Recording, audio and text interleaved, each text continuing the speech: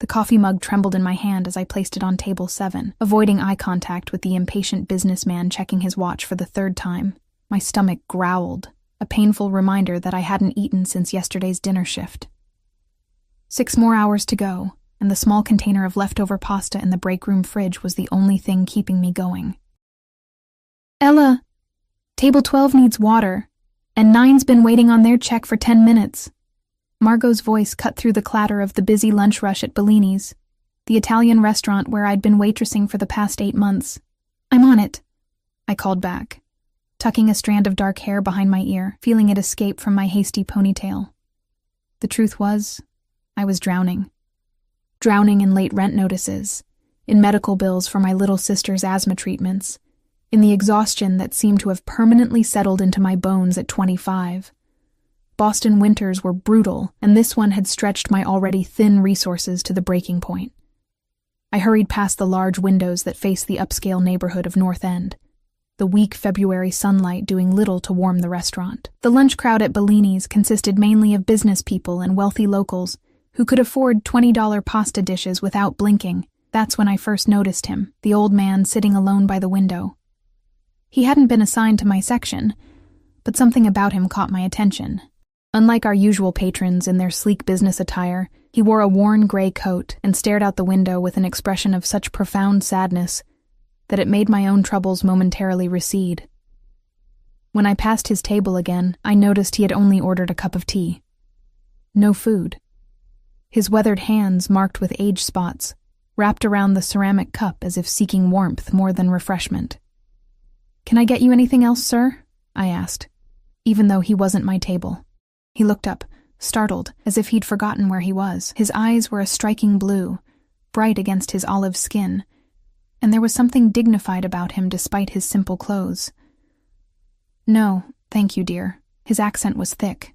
Italian, maybe. "This is fine." I nodded and continued with my duties, but my eyes kept drifting back to him. He reminded me of my grandfather before cancer took him 3 years ago. The same proud posture despite apparent hardship. When I went to the break room to grab my lunch container, a decision formed in my mind before I could overthink it. Back on the floor, I approached his table again. "Would you like some pasta, sir? It's homemade. I have extra." The lie came easily. There was nothing extra about it. It was all I had to eat today, but something in me couldn't bear to see him sitting there with just tea. Surprise flickered across his face, followed by something that might have been embarrassment. "I couldn't possibly. Please," I insisted, already placing my container on his table. "My nonna's recipe. It would make me happy if you enjoyed it." After a moment's hesitation, he accepted with a nod that somehow conveyed both gratitude and dignity. I quickly brought him utensils before rushing off to my other tables, ignoring the hollow feeling in my stomach. As the lunch rush began to wane, I noticed the old man preparing to leave. He moved slowly, with a slight limp, but refused help from another server who offered assistance.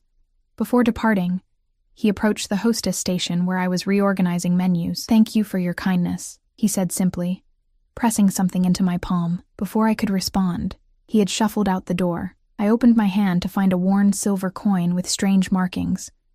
Not currency, but some kind of token or medallion. It seemed old and possibly valuable, though I had no idea what it represented. I slipped it into my pocket, oddly touched by the gesture. The rest of my shift passed in a blur of fatigue and hunger. By closing time at 10, I was dead on my feet, the coin in my pocket nearly forgotten. I bundled up against the February chill and began the 20-minute walk to my apartment, too tired even to worry about the heating bill waiting for me at home. The streets of North End were mostly deserted, storefronts dark except for the occasional late-night cafe or bar.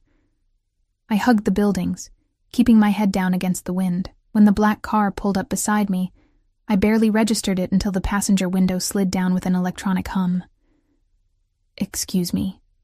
The voice was deep, male, and carried an authority that made me stop despite my better judgment. I peered into the car, making out only a silhouette in the darkness of the back seat. "Can I help you?" I asked, already taking a step back, suddenly aware of how isolated the street had become. "I believe you helped my father today." The statement was so unexpected that I stood frozen, confusion momentarily overriding caution. The rear door opened, and a man stepped out onto the sidewalk. The first thing I noticed was his height. He towered over my 5'4" frame. The second was how the streetlight caught the sharp angles of his face, high cheekbones, a strong jaw darkened with stubble, and eyes that mirrored the same striking blue I'd seen earlier today, but without any of the gentleness. He wore a black coat that looked more expensive than my entire wardrobe, and despite the late hour, he was flanked by a broad-shouldered man who remained beside the car, scanning the street with practiced vigilance. "I'm sorry, I don't understand," I managed to say, my voice embarrassingly small in the quiet street. "The man at Bellini's, the one you gave your lunch to." He took a step closer, and I caught the scent of expensive cologne mingled with something darker, like smoke. That was my father. "Oh." I shifted uncomfortably. It was nothing, really. Nothing? The word carried an edge that made me shiver. My father is a proud man. He doesn't accept nothing from strangers. My heart began to pound against my ribs. Had I somehow offended them? Was this some kind of twisted shakedown? "I didn't mean to overstep," I said quickly. He seemed what? The man tilted his head slightly, studying me with an intensity that made me feel like a specimen under glass. "Lonely," I admitted, "and I thought he might be hungry." Something flickered across his face. Surprise, perhaps, or disbelief. "And you? Were you not hungry?" The question caught me off guard. "I'm fine. Are you?" His gaze traveled over me, taking in my threadbare coat, the worn sneakers, the exhaustion I couldn't hide. "What's your name?" "Ella," I answered automatically, then immediately regretted giving away even that small piece of information. "Ella," he repeated, as if testing how it felt on his tongue. "I'm Luca Ricci." He extended his hand, and I found myself taking it despite my misgivings. His grip was warm and firm, engulfing my smaller hand completely. A current of something electric passed between us, making my breath catch. "My father wanted me to thank you properly," Luca continued, releasing my hand after a beat too long. "He said you refused payment." I remembered the coin. "He gave me something, a token or medallion." Luca's expression changed, a flash of something unreadable crossing his features. "May I see it?" Hesitantly, I reached into my pocket and produced the silver coin. When Luca saw it, he went very still. "Do you know what this is?" he asked quietly. I shook my head. "It's a Ricci family token. My father hasn't given one to anyone in over 20 years. He looked at me with renewed interest, as if seeing me for the first time. "It means you're under our protection now." "Protection?" I repeated, confusion and a hint of fear making my voice waver. "I don't need protection." Luca's mouth curved into a smile that didn't quite reach his eyes. "Everyone needs protection in this city, Ella. Especially someone who works late and walks home alone." Before I could formulate a response, he gestured to the open car door. "Let me drive you home. It's cold, and you look exhausted." Every warning bell in my head was ringing, but the fatigue weighing on my limbs and the biting cold made the sleek, warm car look impossibly tempting. Still, I hesitated. "I don't know you," I said, clutching my bag closer. "But my father knows you," Luca countered smoothly. "And in my world, that counts for everything." Something in his tone suggested this wasn't really a request, despite its polite phrasing. The silent man by the car shifted slightly, a subtle reminder of Luca's authority. "Just a ride home," Luca added, his voice softening fractionally, "to express my gratitude." Making what was possibly the worst or best decision of my life, I stepped toward the car. Luca's hand came to rest on the small of my back as he guided me inside. His touch feather-light yet somehow possessive. The interior was luxurious, soft leather seats and warmth that enveloped me immediately. Luca slid in beside me, his large frame making the spacious back seat suddenly feel intimate. "Address?" he asked as the driver started the engine. I gave it reluctantly, hyper-aware of his proximity and the subtle scent of his cologne. We drove in silence for a few minutes, the gentle hum of the car making my eyelids heavy despite my nervousness. "You work hard," Luca remarked. Not a question, but an observation. "2 jobs," I replied automatically. "Bellini's during the day and bartending at the Alibi on weekends." "To support yourself?" "And my sister," I found myself admitting. "She's 17, still in high school." "Parents?" Gone. The single word carried all the explanation I was willing to give a stranger. Luca nodded, as if my sparse answers had confirmed something for him. When we pulled up to my rundown apartment building, embarrassment flushed through me. The contrast between his world and mine couldn't have been more stark. "Thank you for the ride," I said quickly, eager to escape the confines of the car and the intensity of his gaze. "Ella." His voice stopped me as I reached for the door handle. He pulled out a business card and pressed it into my palm, much as his father had done with the coin. "If you need anything at all, call this number." The card was heavy, cream-colored stock with just a phone number embossed in black. No name, no title. Why would you help me? I couldn't stop the question from tumbling out. Luca's eyes met mine, and something hungry flickered in their blue depths. "Let's just say I take care of what belongs to me." A chill ran down my spine at his words. "I don't belong to anyone." His smile was slow, predatory. "You accepted my father's token. In our world, that means something." Before I could process the implications of that statement, he leaned closer, his breath warm against my ear. "Sleep well, Ella. I'll be seeing you again soon." I scrambled out of the car, clutching my bag and the mysterious card, watching as the black vehicle pulled smoothly away from the curb. Only when it disappeared around the corner did I release the breath I'd been holding. Inside my cold apartment, I leaned against the door, trying to make sense of the encounter. The silver token felt heavy in my pocket, and Luca's parting words echoed in my mind. "I'll be seeing you again soon." I had no idea who Luca Ricci really was, but something told me my simple act of kindness had just entangled me in something far bigger and more dangerous than I could imagine. And the most terrifying part? A small, traitorous part of me was already looking forward to seeing those piercing blue eyes again. Sleep came fitfully that night, my dreams haunted by piercing blue eyes and cryptic warnings. I woke before my alarm, the silver coin still clutched in my palm, the edges having left imprints on my skin.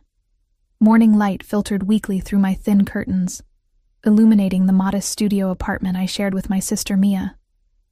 She was still asleep on the pull-out sofa, her dark hair spilling across the pillow, her breathing slightly labored from the cold aggravating her asthma.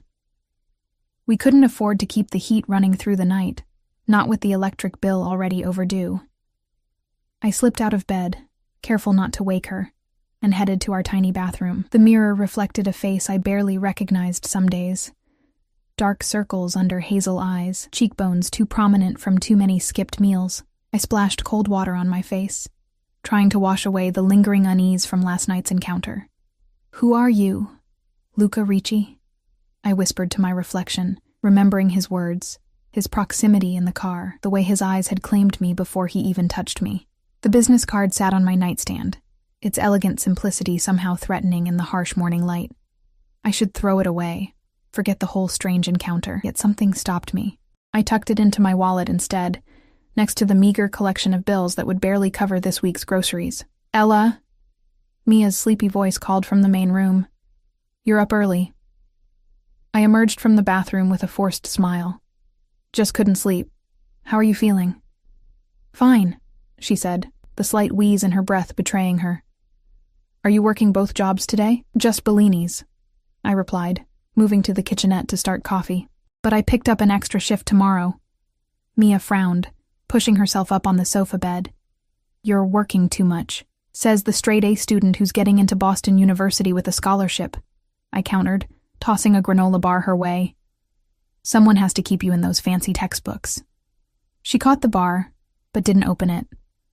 "I got another letter from the financial aid office yesterday. Even with the scholarship, there's still a gap." My stomach twisted. We'd been through this before. The scholarship was impressive but partial. And even with loans, we were looking at thousands in out-of-pocket expenses. Money we simply didn't have. "We'll figure it out," I said with more confidence than I felt. "Eat your breakfast. You'll be late for school." As Mia shuffled to the bathroom, I leaned against the counter, the familiar weight of responsibility pressing down on me. 4 years ago, when our mother succumbed to the same heart condition that had taken our father years earlier, I dropped out of community college to keep us afloat. Everything since then had been about survival and making sure Mia had the chances I'd lost. My phone buzzed with a text from an unknown number. "Good morning, Ella. I hope you slept well. A package will arrive for you at Bellini's today. Luca." I nearly dropped the phone, my heart racing. How had he gotten my number? I hadn't given it to him. The invasion of privacy sent a chill down my spine, yet mingled with it was an inexplicable thrill that he'd thought of me this morning. I didn't respond, unsure what to say, or if I should encourage whatever this was. Instead, I focused on getting Mia out the door with her inhaler and lunch money, then prepared for my own day with a gnawing anxiety about what awaited me at work. Bellini's was quieter than usual for a weekday lunch, the February weather keeping many potential customers at home. I moved mechanically through my tasks, jumping at every opening door, expecting Luca or his father to appear. By mid-afternoon, nothing had happened, and I began to think the text had been some kind of strange joke.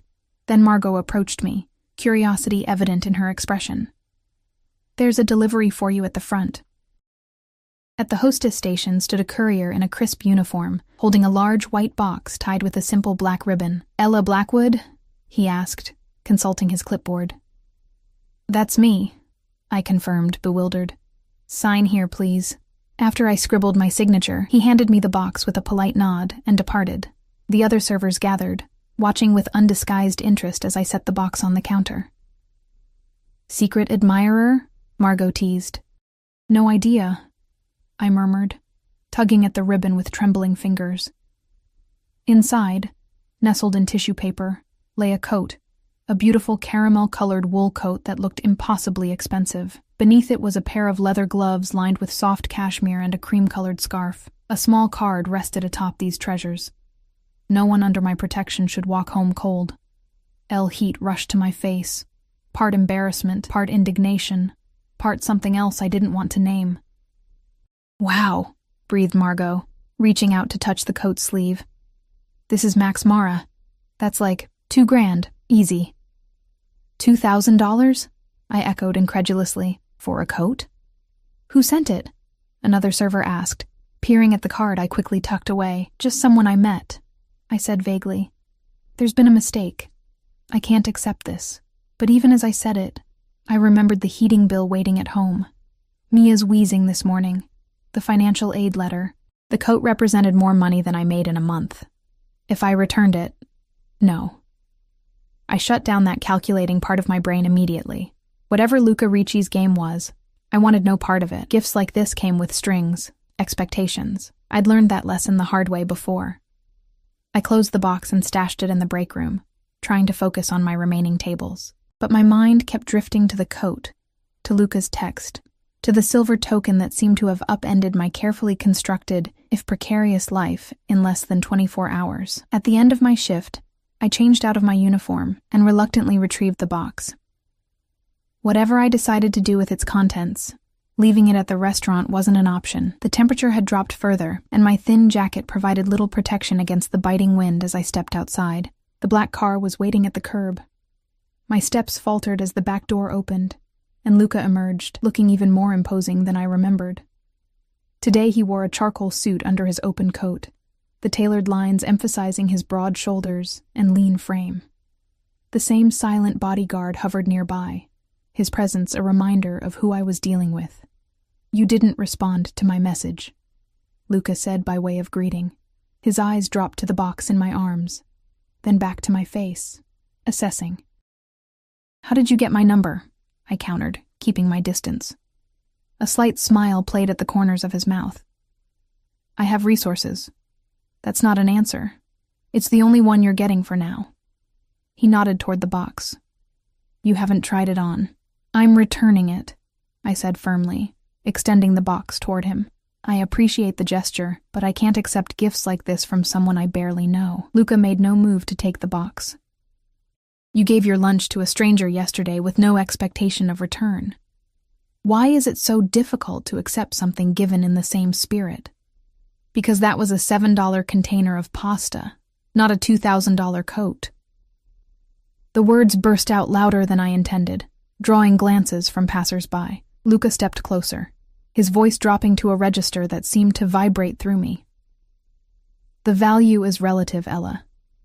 To you, that lunch might have been everything you had.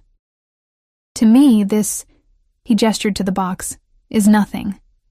The casual dismissal of an amount that could change my and Mia's circumstances stung more than it should have. Then it should be easy to take it back, I insisted, still holding out the box. He studied me, head tilted slightly. You're not what I expected. What did you expect? Someone who would be easier to impress. There was a note of genuine curiosity in his voice. Someone who would ask for more, not less. Then you've clearly been dealing with the wrong kind of people, I replied, a spark of defiance cutting through my unease.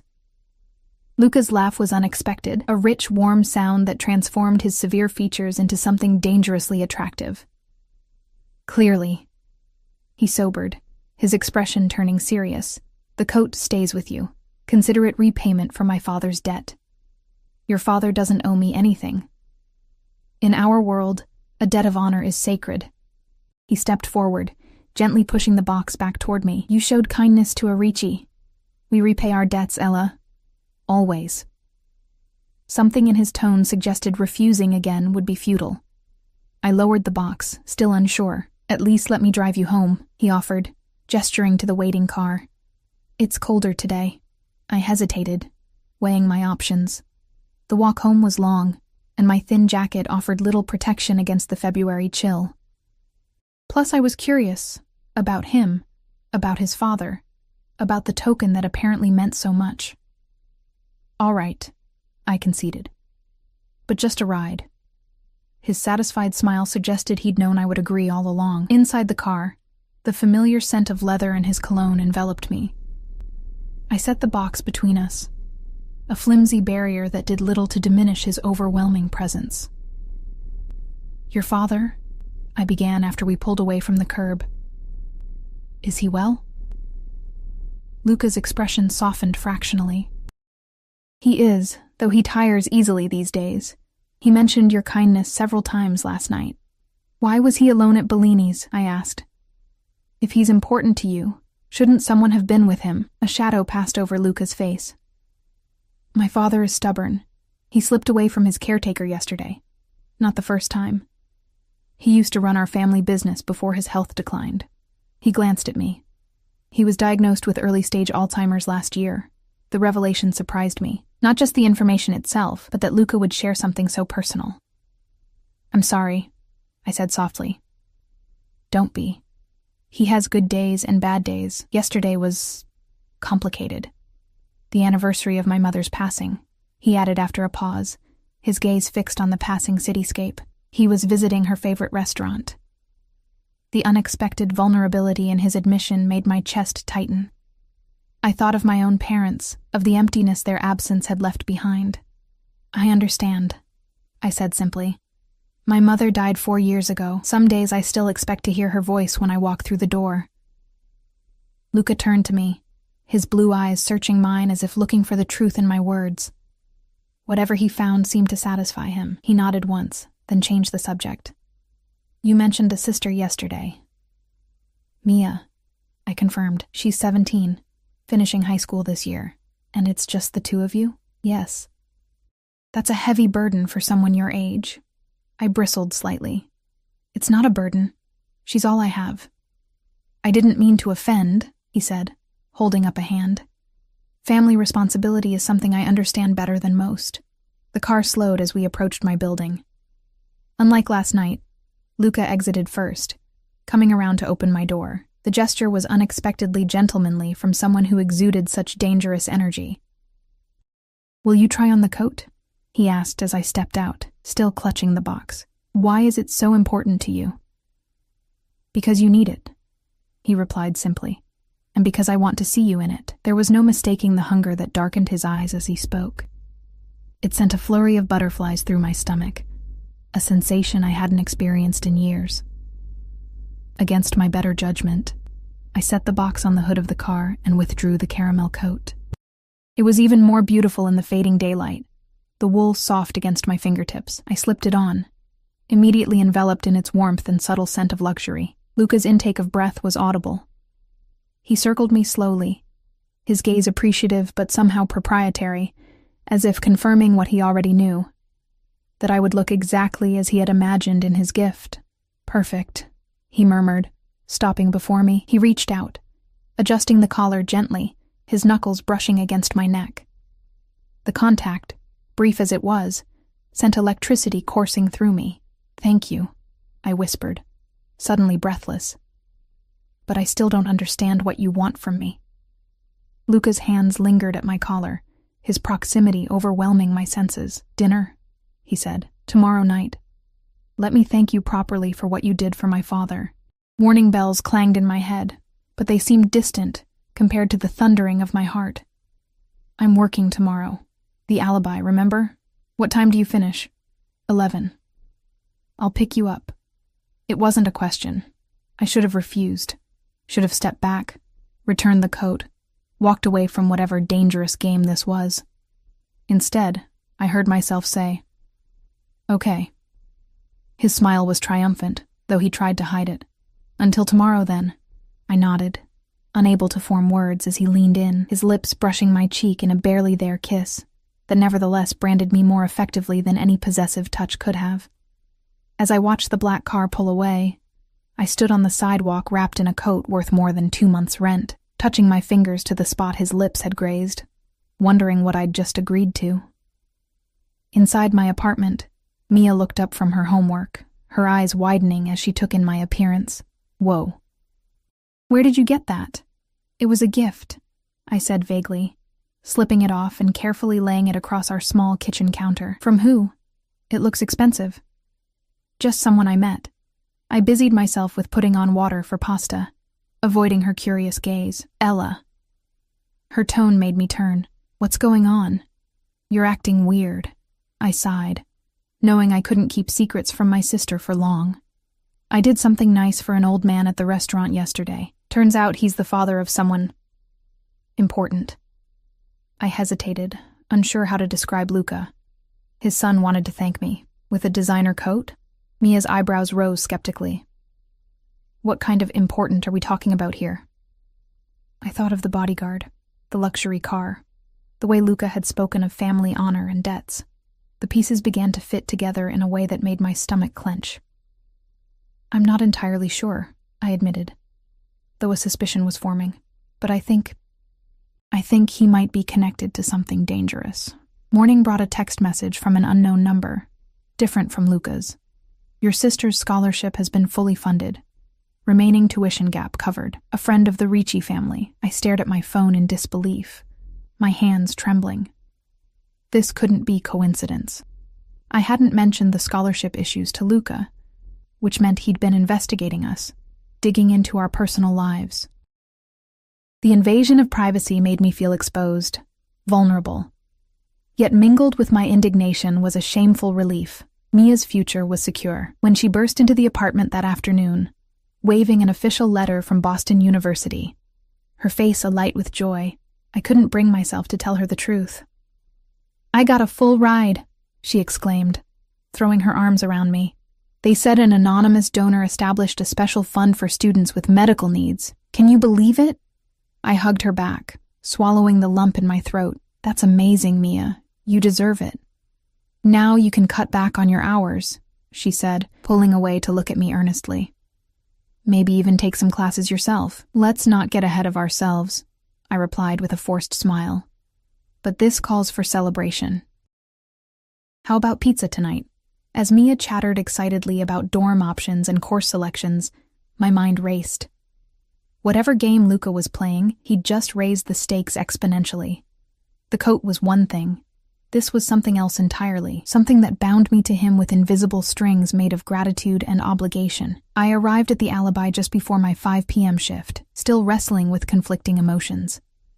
The bar was already filling with the after-work crowd, the familiar din of conversation and clinking glasses a welcome distraction from my thoughts. "You look like you could use a drink yourself," observed Ray, the grizzled bartender who'd taken me under his wing when I started 6 months ago. "Everything okay?" "Just tired," I lied, tying on my apron. "Busy week." He gave me a skeptical look but didn't push. That was what I liked about Ray. He knew when to back off. The evening passed in a blur of drink orders, flirtatious customers, and the methodical rhythm of mixology that usually calmed my nerves. Tonight, however, I found myself glancing at the door every few minutes, anticipating Luca's arrival with a mixture of dread and shameful excitement. At 10:30, as the crowd thinned slightly, the atmosphere in the bar shifted. It was subtle, a momentary hush, a collective tension that rippled through the room.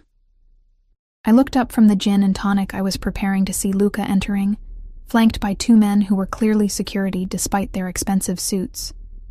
Unlike the businessmen who frequented the alibi, Luca didn't try to blend in. He commanded attention without seeking it, his presence magnetic. He wore dark jeans and a black button-down shirt under a tailored gray blazer, more casual than I'd seen him before, but no less intimidating. His eyes found me immediately, as if he'd mapped my exact location before entering. A slight smile curved his lips as he made his way to the bar, ignoring the curious glances from other patrons. "Whiskey, neat," he told Ray, though his gaze remained on me. "And whatever she recommends." Ray glanced between us, his eyebrows raised. "Friend of yours, Ella? We're acquainted," I managed, continuing to prepare my customer's drink with hands that were suddenly unsteady. "I'll have what he's having," I told Ray, needing the liquid courage. Luca took a seat at the bar, his security detail positioning themselves discreetly nearby. "You look beautiful tonight," he said, his voice low enough that only I could hear. I was wearing nothing special, just black jeans and a deep green blouse that brought out the flecks of green in my hazel eyes, yet the way he looked at me made me feel like I was draped in silk and diamonds. "I need to talk to you," I said quietly, sliding the gin and tonic to my waiting customer before returning to him. "About my sister's scholarship." His expression revealed nothing. "We'll discuss it over dinner." "Was it you?" I pressed, leaning closer across the bar. "Did you arrange that?" "As I said, we'll discuss it later." His tone was gentle but firm. "When do you finish?" 30 minutes. He nodded, sipping his whiskey. "I'll wait." True to his word, Luca remained at the bar as I completed my shift, nursing his single drink, occasionally checking his phone, but mostly watching me work with an intensity that made my skin tingle. Ray shot me questioning looks, but I avoided his gaze, focusing on closing out my register and handing over to the night bartender. In the back room, I changed out of my work shirt, pulled on the caramel coat that I'd brought despite my misgivings, and stared at my reflection in the small, spotted mirror. What was I doing? Going to dinner with a man who was almost certainly involved in organized crime, who had meddled in my personal affairs without permission, who looked at me like I was already his. Yet I couldn't deny the magnetic pull he exerted on me. Beyond his obvious physical appeal, there was something about Luca Ricci that called to the most primitive part of me, the part that recognized power and was drawn to its shelter after years of struggling alone. When I emerged, Luca was waiting by the door, his eyes appreciative as they took in my appearance in the coat he'd given me. "Ready?" he asked, offering his arm. I nodded, suddenly nervous. "Where are we going?" "Somewhere quiet, where we can talk properly." He guided me outside to the waiting car, his hand at the small of my back possessive yet gentle. The restaurant was in the South End, a discreet establishment with no name on the door, just a small brass plaque with the number 23. Inside, the lighting was dim, the decor understated but elegant. The maitre d' greeted Luca by name, leading us immediately to a secluded corner booth without checking any reservation. "Mr. Ricci, your usual table," he murmured, pulling out my chair. "Antonio will be your server tonight." After we were seated and left with menus, I looked around, noting that despite the late hour, several tables were occupied by serious-looking men in expensive suits. No one spoke loudly. Conversations were conducted in hushed tones, creating an atmosphere of exclusivity and secrets. "This place isn't in any guidebook," I observed. Luca's lips quirked. "It caters to a selective clientele." "People like you," I said, emboldened by the whiskey I'd consumed earlier. "People who can make scholarship money appear out of nowhere." He set down his menu, his blue eyes steady on mine. "Is that accusation or gratitude I hear in your voice?" "Both," I admitted. "What you did for Mia, it's life-changing. But you had no right to investigate our personal struggles without my knowledge. When you accepted my father's token, you became my responsibility," Luca replied, as if this explained everything. "That extends to your sister. I didn't ask for your protection or your charity." Yet you needed both. His gaze softened fractionally. You've been carrying your burden alone for too long, Ella. There's no shame in accepting help when it's offered freely. Is it really free, though? I challenged. What do you expect in return? The waiter appeared before Luca could answer, pouring wine without being asked. Luca ordered for both of us in fluent Italian, a consultation I might have resented if I hadn't been so distracted by the elegant way the language flowed from his lips. When we were alone again, Luca leaned forward, his expression serious. I don't expect anything you're not willing to give. My interest in you is genuine, not transactional. Why me? The question had been burning inside me since our first meeting. You could have anyone. Because you gave your lunch to my father without knowing who he was, he answered simply. Because when I offered you an expensive coat, your first instinct was to return it rather than ask for more, because you've sacrificed everything for your sister without resentment or complaint. His voice dropped lower, and because from the moment I saw you, something in me recognized something in you. The raw honesty in his words stole my breath. I don't understand. Neither do I, entirely. He reached across the table, his fingers brushing mine, but I'd like to explore it, if you're willing. The contact sent warmth spiraling through me. Before I could respond, a shadow fell across our table. I looked up to see an elegantly dressed man in his 50s, his silver hair swept back from a face that might once have been handsome, before hard living carved deep lines into it. Luca, the man said, his voice carrying a hint of the same Italian accent I'd heard in his father's speech. What a pleasant surprise. Luca's expression cooled noticeably, though he rose and shook the man's hand. Victor, I wasn't aware you frequented this establishment. New development, Victor replied, his gaze shifting to me with undisguised interest. Won't you introduce me to your lovely companion? I felt Luca stiffen beside me, a barely perceptible change that nevertheless radiated tension. Ella, this is Victor Calabrese, an associate. Victor, Ella Blackwood. Enchanted, Victor said, taking my hand before I could offer it, pressing his lips to my knuckles in an old-fashioned gesture that made my skin crawl. Luca has been keeping you a well-guarded secret. We only recently met, I replied, gently extracting my hand. Is that so? Victor's smile didn't reach his eyes.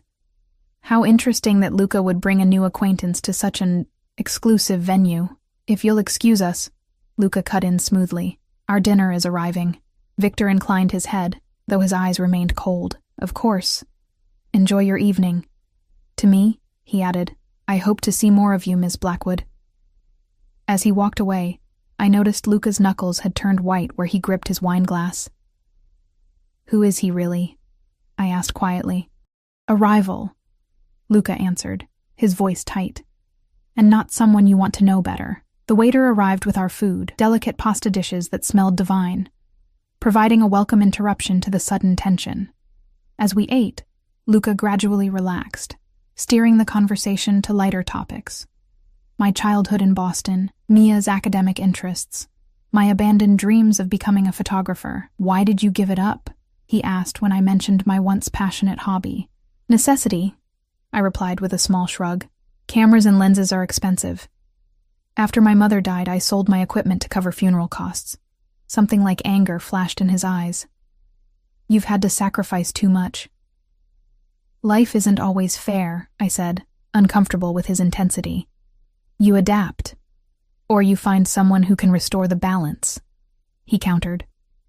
The rest of the dinner passed pleasantly, the food exquisite, the wine warming me from within. Luca was an attentive listener, drawing out stories I hadn't shared with anyone in years. By the time dessert arrived, a delicate tiramisu we shared between us, I found myself reluctant for the evening to end. In the car afterward, Luca sat closer than before, his thigh pressing against mine in the spacious back seat.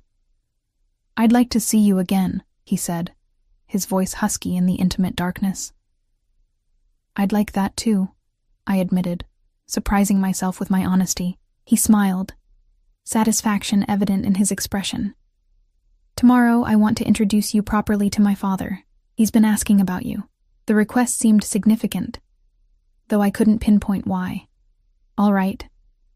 As the car pulled up to my building, Luca walked me to the door, his hand entwined with mine.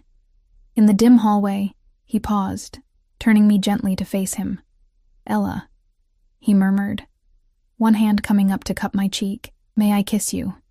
The question, so formally asked, made my heart race. I nodded, unable to find my voice. Luca leaned in slowly, giving me time to change my mind. When his lips met mine, the kiss was achingly gentle at first, a question rather than a demand. Then, as I responded, it deepened into something hungry and possessive that made my knees weak. His arms encircled me, pulling me against the hard plane of his chest as he explored my mouth with a thoroughness that left me gasping. When we finally broke apart, his eyes had darkened to midnight blue, his breathing as unsteady as mine. "I'll pick you up at noon tomorrow," he said, his voice rough. I nodded, still dazed from the kiss. As I watched him walk away, I touched my fingers to my tingling lips, realizing with a mixture of excitement and trepidation that I was falling for a man who might be as dangerous as he was irresistible. The next day dawned bright but frigid, sunlight glinting off fresh snow that had fallen overnight. I woke early, my thoughts immediately turning to Luca, and the kiss we'd shared, the memory of his lips on mine. The way his arms had enveloped me sent a flush of warmth through my body that had nothing to do with the extra blanket I'd piled on my bed. Mia was already up, hunched over her laptop at our tiny kitchen table, a mug of coffee steaming beside her. She looked up when I emerged from the bathroom, her expression curious. "So, are you going to tell me about this mystery man who's got you coming home late and smiling in your sleep?" she asked, closing her laptop. "And does he have anything to do with this?" She held up a small package that must have been delivered while I was in the shower. "What is that?" I asked, reaching for it. "No idea. It was outside our door this morning." The box was small, wrapped in simple black paper with no card or note. Inside, nestled in velvet, was a delicate silver pendant, a small camera crafted with exquisite detail, hanging from a fine chain. "Oh," I breathed, lifting it carefully. "Secret admirer?" Mia pressed, leaning forward to examine the necklace. "That looks expensive." I hesitated, unsure how much to share. Mia was smart and perceptive. She'd know if I was hiding something significant. "His name is Luca," I finally admitted. "I met him through work, sort of. He's different." "Different how?" "Intense, confident, used to getting what he wants." I fingered the silver camera pendant, understanding its meaning immediately. Luca had been listening when I mentioned my abandoned passion for photography. "Sounds intriguing," Mia said, her eyes sparkling with interest. "When do I get to meet him?" "It's still very new," I hedged. "Actually, I'm meeting his father today." Mia's eyebrows shot up. "His father? That's moving fast." "It's complicated." I clasped the necklace around my throat, the pendant resting just below my collarbone. "Luca feels he owes me something because I was kind to his father." "And what does Luca do exactly?" Mia asked, her tone suddenly wary. I busied myself making coffee, avoiding her gaze. "He's in family business." "What kind of family business?" "I'm not entirely sure," I admitted, which was technically true. I had suspicions, but no confirmation of exactly what the Ricci family was involved in. "I'm still getting to know him." Mia studied me for a long moment. "Just be careful, okay? You're always taking care of everyone else. Make sure whoever this guy is, he's taking care of you too." Her concern touched me. "I promise I'll be careful." At noon, a text from Luca informed me he was waiting downstairs. I'd dressed carefully in dark jeans, a cream sweater, and the caramel coat, the silver camera pendant visible at my neckline. My hair, usually pulled back for work, fell loose around my shoulders. Luca stood beside his car, hands in the pockets of a charcoal overcoat, his breath forming clouds in the cold air. When he saw me, his expression softened into something that made my heart flutter. "You're wearing it," he said by way of greeting, reaching out to touch the pendant gently. "Do you like it?" "It's beautiful," I replied honestly. "But you have to stop sending me gifts, Luca. I can't keep accepting them." "It's just a token," he insisted, brushing a strand of hair from my face with unexpected tenderness. "A reminder of something you loved." His fingers lingered against my cheek. "Thank you for agreeing to meet my father properly." The drive took us to Beacon Hill, where historic brownstones lined streets that had been meticulously cleared of snow. We stopped before one of the most elegant buildings, where a doorman immediately hurried to open Luca's door. "Mr. Ricci," he greeted with deferential politeness. "Your father is expecting you." The interior of the brownstone was a study in old-world luxury, gleaming hardwood floors, antique furniture, and artwork that looked museum quality. A housekeeper directed us to a sunlit sitting room at the rear of the house, where the old man I'd met at Bellini's sat in a leather armchair, a book open on his lap. He looked up as we entered, his face lighting with recognition. "Ah, the angel with the pasta," he exclaimed, setting his book aside and attempting to rise. "Please don't get up," I said quickly, crossing the room to him. "Papa, this is Ella Blackwood," Luca said, following me. "Ella, my father, Antonio Ricci." "A pleasure to meet you properly, Mr. Ricci," I said, taking the hand he extended. "Antonio, please." His grip was surprisingly strong despite his apparent frailty. Sit. Tell me how my son is treating you." I perched on the sofa adjacent to his chair, Luca settling beside me, his thigh pressing warmly against mine. "He's been very kind," I replied diplomatically. Antonio's bright blue eyes, so like his son's, twinkled with amusement. "Kind? Bah, my son is many things, but kind is not the word most would use." He turned to Luca. "You didn't tell me she was so beautiful." "I didn't have to," Luca replied with a small smile. "You saw for yourself." A young woman entered with a tray of coffee and pastries, setting it on the table between us before departing silently. Antonio insisted on serving me himself, his hands steady as he poured rich, dark coffee into delicate cups.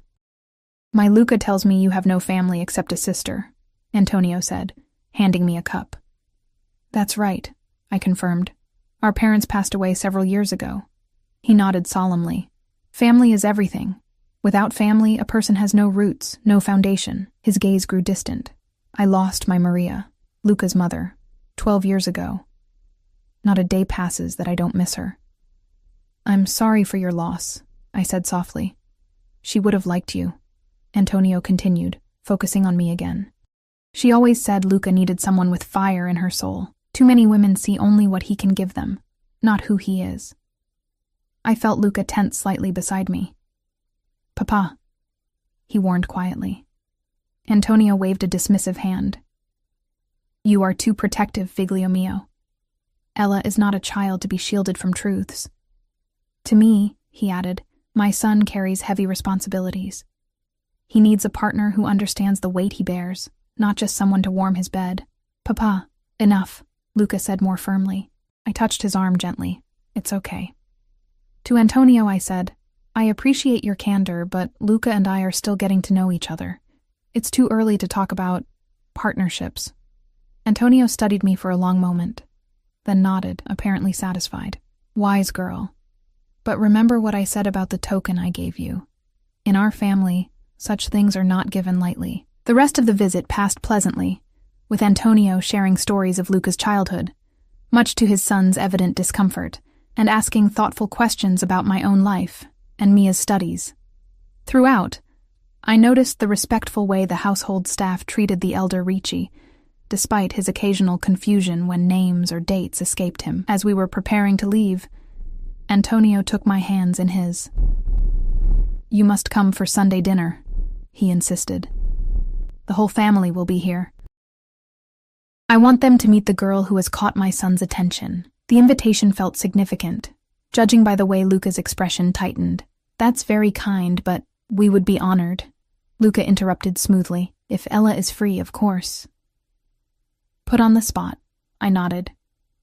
"Thank you. I'd love to come."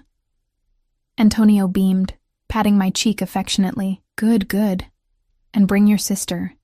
Any family of yours is welcome in my home." In the car afterward, I turned to Luca. "Is Sunday dinner important?" He kept his eyes on the road, his profile sharp against the winter sunlight. "My father doesn't invite outsiders to family dinner often.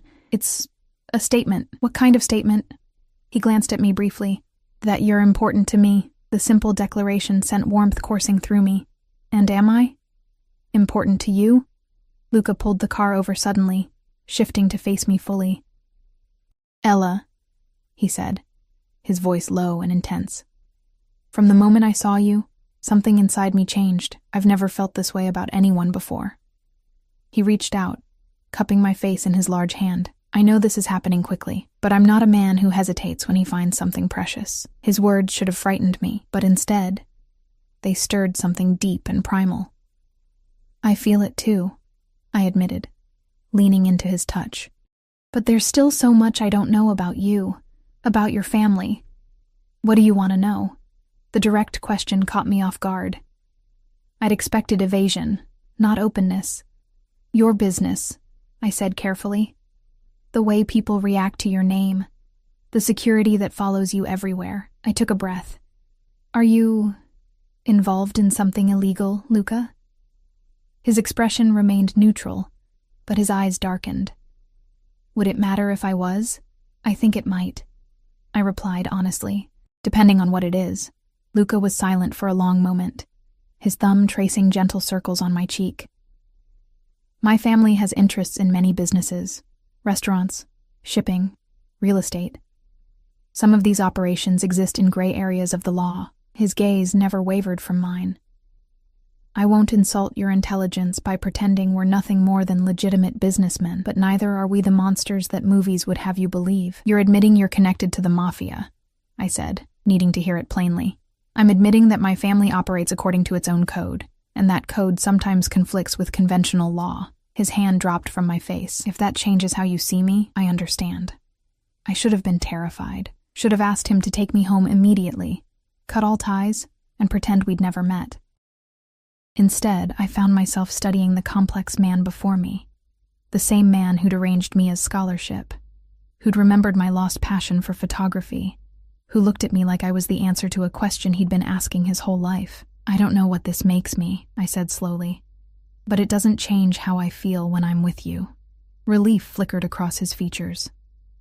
"I promise you, Ella, you will always be safe with me. No harm will ever come to you or your sister while you're under my protection." "I'm not used to being protected," I admitted. "I've been the protector for so long." "Then let someone else carry that burden for a while." He leaned forward, his lips brushing mine gently. "Let me." The kiss deepened, his arms pulling me closer across the console between us. Unlike last night's carefully controlled embrace, this was hungry, almost desperate, as if he needed to convince himself that I was real, that I hadn't rejected him despite knowing the truth. When we finally broke apart, both breathless, he rested his forehead against mine. "Come home with me," he murmured. "Let me show you who I really am." The invitation hung between us, weighted with meaning. I knew what I was agreeing to if I said yes, not just physically, but stepping further into his world, a world I still only dimly understood. "Yes," I whispered, making my choice. Luca's home was a penthouse apartment, in a sleek high-rise overlooking the harbor. Floor-to-ceiling windows offered panoramic views of the city and water beyond, the winter sunlight turning the snow-covered landscape into a glittering wonderland. The space was surprisingly warm, not in temperature, but in feeling. Modern furnishings in rich browns and deep blues, bookshelves filled with well-worn volumes, even a grand piano in one corner. It was the home of a man with taste and education, not the gaudy display of wealth I might have expected. "It's beautiful," I said, moving to the windows to take in the view. "It's lonely," Luca replied, coming to stand behind me, his hand settling on my waist. "Until now." I turned in his arms, facing him. "Luca, I need to know what happens next. Between us, I mean." "Oh, whatever you want to happen," he answered, his eyes serious. "I won't pressure you." "But you have expectations," I pressed. "Your father certainly seems to." Luca sighed, leading me to the sofa where we sat, his arm around my shoulders. "My father is traditional. In his mind, when a man finds the woman he wants, he doesn't waste time." He touched the pendant at my throat gently. "I won't deny that I feel something powerful for you, Ella, something I've never experienced before.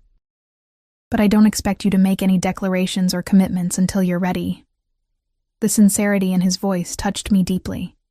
Here was a man accustomed to commanding, to taking what he wanted, offering me choice and time instead. "Thank you," I whispered, leaning into him. "For understanding." His lips found mine again, soft and questioning at first, then with growing intensity as I responded eagerly. My hand slid into his hair, pulling him closer as his arms tightened around me. "Ella," he murmured against my mouth, "I've wanted you from the moment I saw you."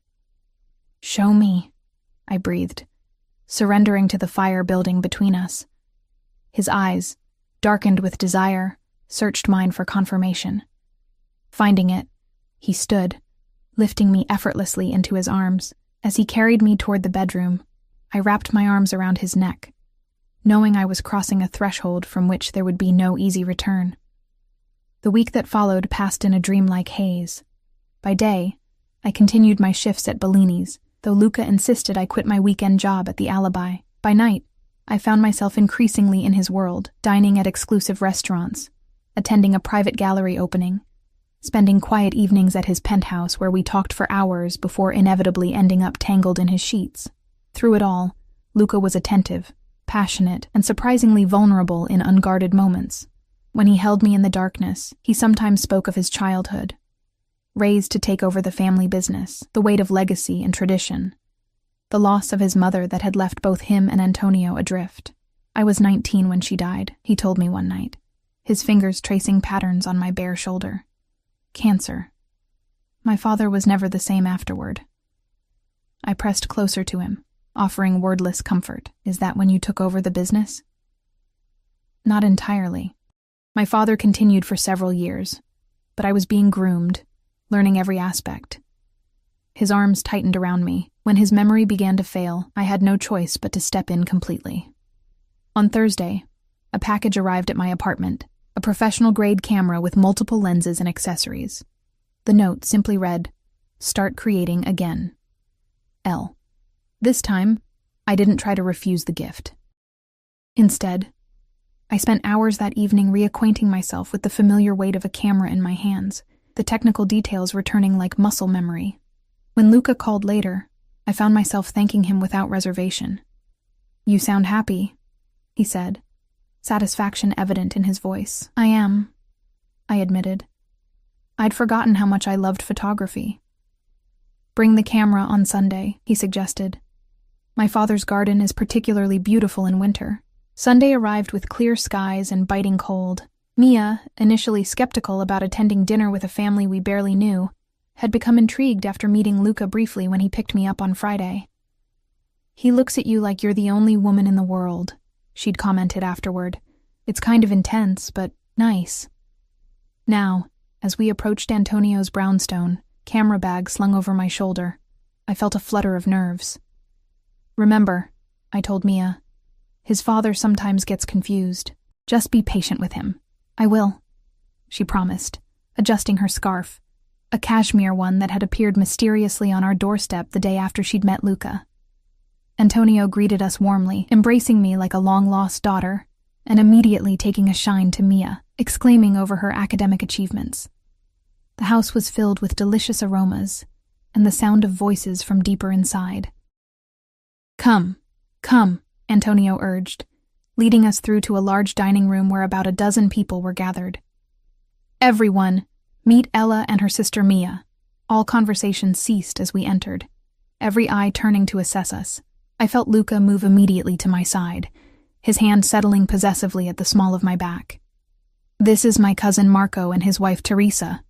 Antonio began introductions, gesturing to a couple in their 40s. "My nephew Dominic and his fiancée Sophia." He continued around the room, a dizzying array of family members whose names blurred together.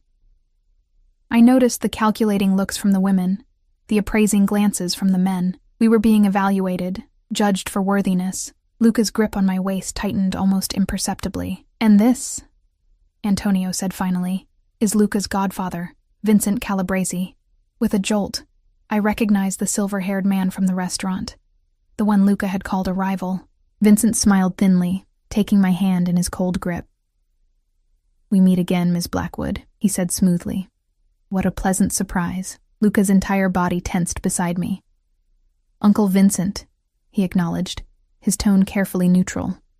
I wasn't expecting you today. Your father insisted, Vincent replied, his gaze never leaving my face. Family occasions and all that. Dinner was a lavish affair, course after course of traditional Italian dishes, wine flowing freely, conversation that alternated between English and Italian. I noticed that despite the apparent conviviality, there were undercurrents of tension, particularly between Luca and Vincent. Several times they exchanged words in rapid Italian that sounded less than friendly. Mia, seated beside Antonio, charmed him completely with her quick wit and genuine interest in his stories. I watched them with a warmth spreading through my chest, realizing how much I'd missed seeing her interact with a grandparent figure. After dinner, as everyone moved to the sitting room for coffee, Vincent cornered me in a moment when Luca had stepped away to take a phone call. You've certainly made an impression on the Ricci men, he observed, swirling brandy in a crystal glass. First Antonio, now Luca. Quite the achievement for a waitress from the wrong side of town. I bristled at his condescension. I don't consider kindness an achievement. Kindness, he repeated with a chuckle. Is that what you think secured your place here? My dear, women have been showing kindness to the Ricci men for generations. Few receive invitations to Sunday dinner. What are you implying? I asked coldly. Merely that Luca is known for his passionate attachments. They burn brightly but tend to extinguish just as quickly. His smile didn't reach his eyes. I would hate to see you or your charming sister disappointed when his attention inevitably wanders. Before I could respond, Luca materialized beside me, his expression thunderous. A word, uncle, he said in a tone that brooked no argument. To me, he added gently, Ella, my father was asking for you. I nodded, relieved to escape Vincent's unsettling presence. As I walked away, I glanced back to see the two men engaged in what appeared to be a heated discussion, their voices too low to overhear. Antonio beckoned me to the seat beside him, patting my hand affectionately. Don't mind Vincent, he said, surprising me with his awareness. He and Luca have been at odds since Maria died. Vincent thought he should have more say in Luca's upbringing, in the business. I disagreed.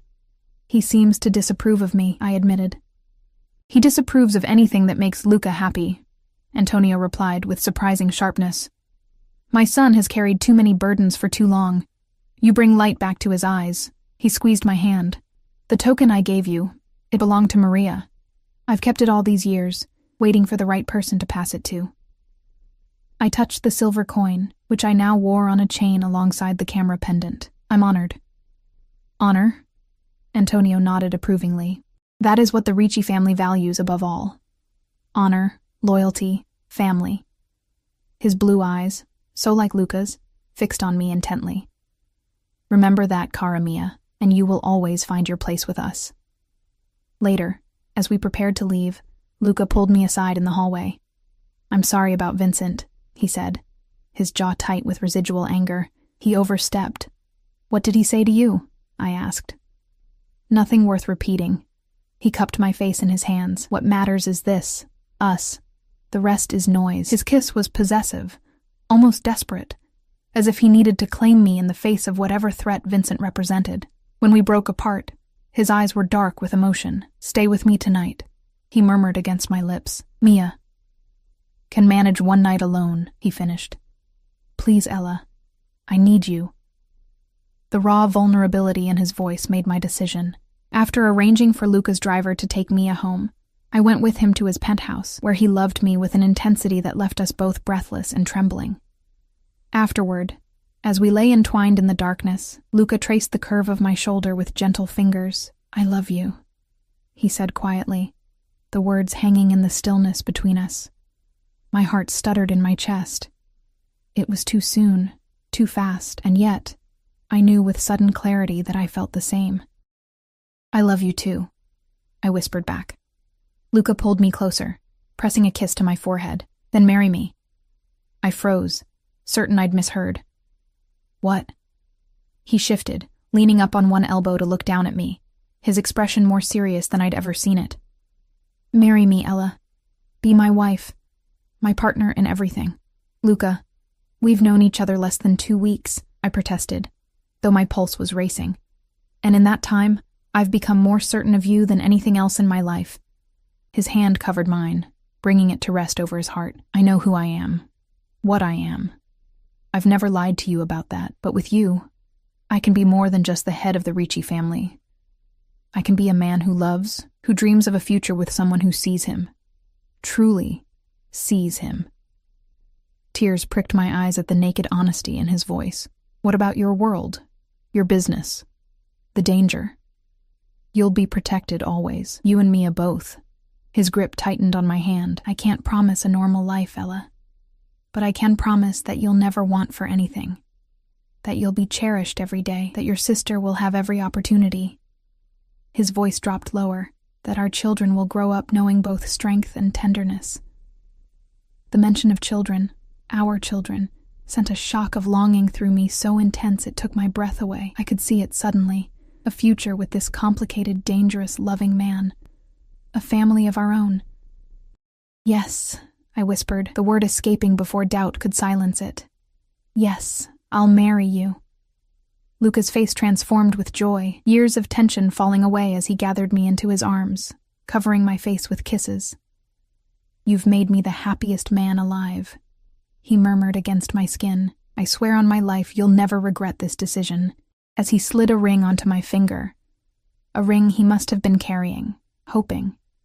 I knew that whatever dangers or complications lay ahead, the path forward was with him. In finding Luca, I'd not only secured Mia's future, but discovered a love I never imagined possible. A love worth any risk.